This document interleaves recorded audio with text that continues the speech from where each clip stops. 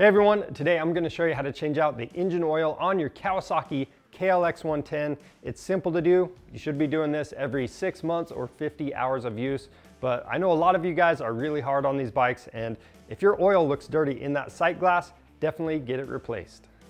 To do this, we have our Tusk 4-stroke oil change kit that comes with your choice of oil, an oil filter, crush washer, and a funnel. Besides that, we're going to be using some contact cleaner. I've got an 8 and 10 millimeter T-handle, a 17 millimeter socket, and for our bike, we also need a T40 Torx bit on our skid plate. Other than that, you're going to want to have safety glasses, rubber gloves, rags, and a drain pan. Now over at the bike, the oil filter gets changed out every other time. So if you're only changing the oil, you can remove that drain plug with a 17 millimeter socket. But if you're doing the filter, you need to pull the skid plate. Now we can warm the engine up for about a minute or two. Once you shut it off, you can place a drain pan underneath the motor and use a 17 millimeter socket to remove your drain plug. Then we're going to remove our oil filter cover with our 8 millimeter T-handle. You've got 2 bolts going in there. And as you pull the cover and filter out, you can set the filter in the drain pan, and you have a spring inside this cover. Make sure you don't lose it. The next step is to clean off the sealing surfaces. You also want to clean off that oil filter cover and inspect that O-ring and make sure it's in good condition.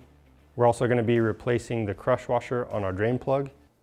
I'm going to take some oil and lube up the oil filter grommet as well as the O-ring on the cover.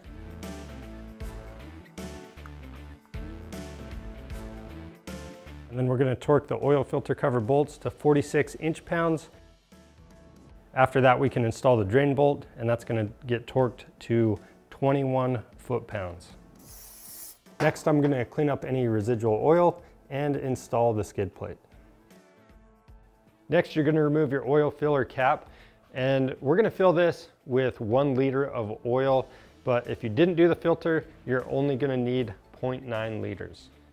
Next, you want to verify you have a clean sealing surface. Wipe off the cap, reinstall it, and then we're going to run the bike for about 3 minutes. We'll let it sit for a few minutes and double check the oil level in the sight glass on a level surface.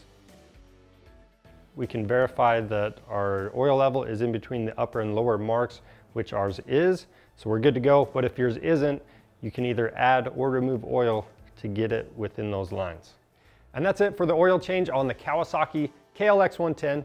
If you need that oil change kit or any other parts for your bike, you can find those on our website. Just click the link in the description below. We offer free shipping on orders over $75, so take advantage of that. And if you want to see more helpful content for your KLX, go check out our YouTube channel and subscribe. I'm Charles with Rocky Mountain ATV MC. Thanks for watching.